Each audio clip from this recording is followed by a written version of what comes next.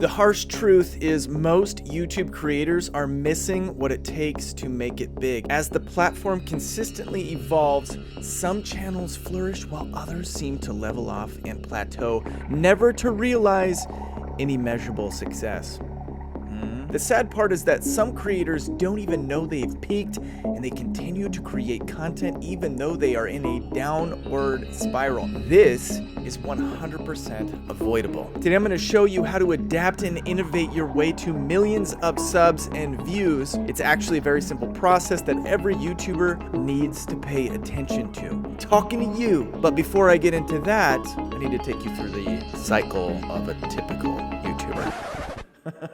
Hey guys, I'm a new YouTuber, and I'm just excited to be here. I don't care about subs and views at all. I just want to create good content. 6 months later. You guys, my channel's taking off and nothing can bring me down. Oh, did I mention? I know everything about YouTube now. Everything. I even created a course. It's right down there. Click on it and pay me $400 a month. 6 months later. You guys, my content is getting 5% fewer views. My whole world is melting down. Freaking out. 2 months later. You guys, I'm too afraid to change anything because if I do, I'm worried that my view count's gonna drop even more than it already has, and it's dropping every month. 2 months later. I used to be famous.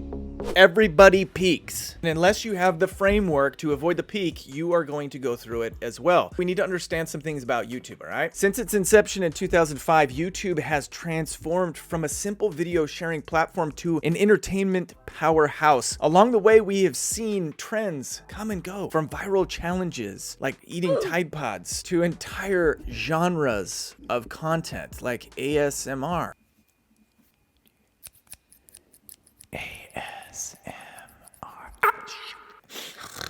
But as the platform has evolved, there has been a struggle among the creators to stay relevant. And so you'll see some of these guys doing bigger, bolder things just to appear like they're staying on top of their game. What I want to do is I want to actually take you into the analytics of my old channel, our family vlog, because we actually experienced the peak on the family vlog and we chose not to adapt. So this is our family vlog. We had been doing the family vlog for years. It started in 2014 and you can see, 3 years ago, this was probably 2019.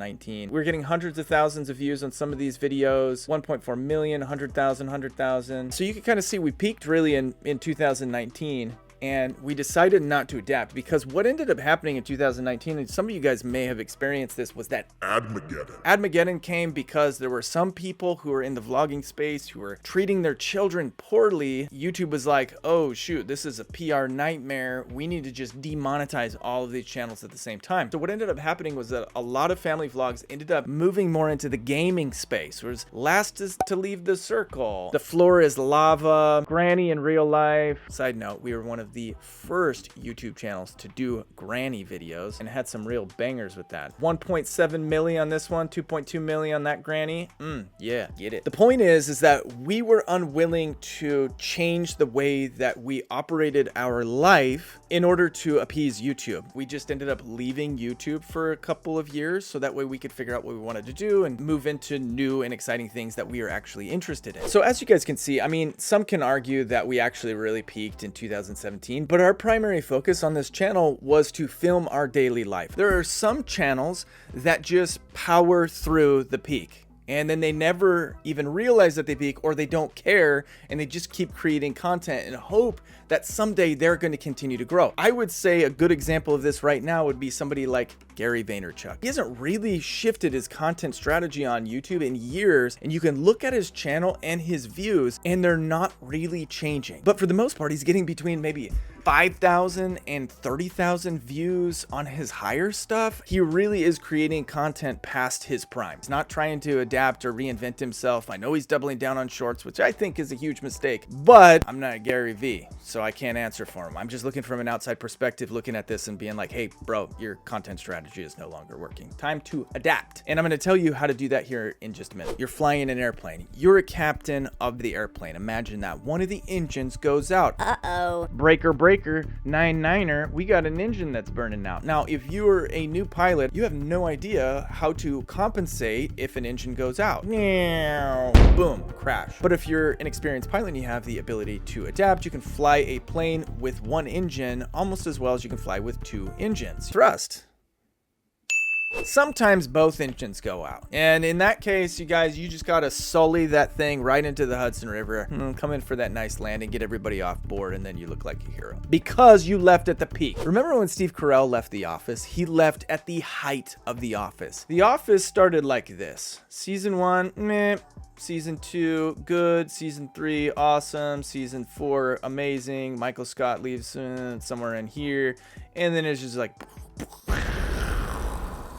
Understandably, the show took a turn for the dip when Michael Scott left The Office. Most smart actors in Hollywood will leave at the height of their show because they don't want to ride it back down. And you can't really adapt a show back to relevancy. You can't really adapt a show to make it even better. You look at like The Walking Dead, terrible. 24, it started to go downhill. What has happened to this show? But the cool thing about YouTube is that doesn't necessarily have to be the case because you as a human are evolving with your content. And your audience is evolving and new audiences are coming in and finding you so you can evolve and adapt and keep yourself relevant and keep yourself growing. But I know the question that all of you guys are asking is, what is the secret sauce? Well, here's my answer to that. Imagine that you're a chef and you can go into a pantry and grab a whole bunch of random ingredients, throw them into a bowl and hope that you make good soup. Probably gonna taste like or you can grab yourself a box of Hamburger Helper, throw it in the stovetop, follow the instructions, and have yourself a hearty meal in about 10 minutes. Followed by some gastrointestinal issues later on. I don't recommend it. But at least you're full and happy. You guys, I have the box mix for you. Even if you're gluten-free or lactose intolerant, this is going to apply to you, all right? There are two creators I want to show you, I want to compare. They are both about the same size when I found both of them. One of them is Graham Stephan. The other one is Meet Kevin. Check this out. Graham has adapted. He's continued to make himself relevant, continued to grow his channel. Now he's at 4.3 million subscribers. His videos do very well. Look at his Social Blade chart. He had a little bit of a plateau in 2022, but check this out. Boom. Chicka boom, boom, boom. He also has his podcast and he's separated them on different channels, which I highly recommend if you're gonna do like full podcast type stuff. He's doing very well for himself. He's crushing it on YouTube. Now let's take a look at Meet Kevin. Also past 1 million subscribers. Very awesome of him. I think that's great. You know, it's admirable. Like, congrats, you get yourself that golden play button. But the problem with Kevin is he has not adapted. Struggling to even break 100,000 views now. Take a look at his Social Blade, and for some reason this bad boy lost 2.2 million views this month. He probably said something about something and ended up having to delete his video, or YouTube pulled his video for some reason. I have no idea. Anywhoosies, he hasn't adapted and he's not evolving, and so his content is kind of plateaued. You can see his chart from September 2021 all the way here, just kind of slowly going backwards. He's at stage number 5 or 6, whatever it was in my skit at the beginning of the video. So guys, if Kevin calls me up and is like, hey Scott, what do I do? My show's going backwards. I would say, bro, here are the steps. Ready for this? Introducing the ACT formula. Adapt, collaborate, transform. Just 3 little words that mean something for you. We're gonna explore those here in just a second, but before we do that, I found this nice little jingle to represent ACT. Hit it! Don't act like an idiot, you got an ACT, that's ACT, yeah! Oh gosh, bro, what is this?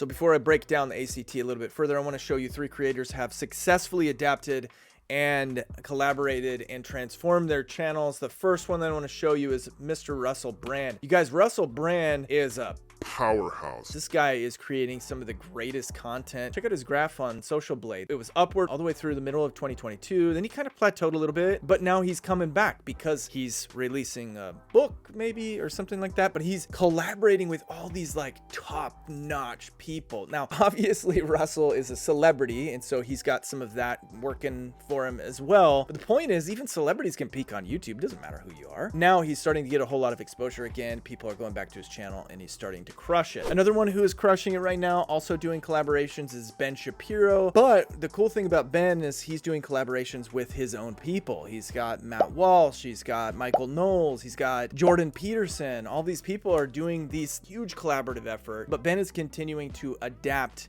collaborate and transform as well. He's evolving his channel and he's crushing it because he's focused on making sure that he's adapting to whatever is happening in the social space. Hermosi, Alex Hermosi, a lot of you guys know who he is. He's also doing very well. Remember the old days when he sat in a closet with his nasal strip? He realized that he plateaued there, and so he started now creating more high energy and passionate content. A lot of cuts, a lot of cool stuff. Nikki, hit it with the cuts. Do me some Hermosi stuff. He's gonna hate me. Nikki's my editor, by the way, you guys, if you didn't know that by now. All of these creators, you guys, have diversified their content. They've adapted, they've collaborated, and they've transformed because they had foresight, they had desire, and they weren't so selfish or narcissistic maybe to believe that they were above plateauing. They knew that eventually they're gonna have to evolve their content if they want to stay relevant, and these guys did. So I'd say follow those guys. What are the specific tactics that you can employ? YouTube, the platform, is always evolving. So you need to look and see what types of content are doing well and see if you can actually evolve your content into a completely different style. Like I've been talking about over the last few weeks, podcasts are in, ultra long form content is in, video essays are in. Now, a lot of people are resistant to change. For example, one of the things that people are resistant of right now, creators like Mr. Beast have created this impact on the entire ecosystem where people feel like they have to always have a pattern interrupt every 3 seconds or every 5 seconds like Mr. Beast does. The audiences have been trained to get bored a lot faster if you don't have that. So I would say create content like that, see how your audience reacts, and then double down on the things that your audience likes. I've got a couple comments from people who don't like the pacing of my content. And that's okay. You know, it's not for everybody. Another thing, you guys, is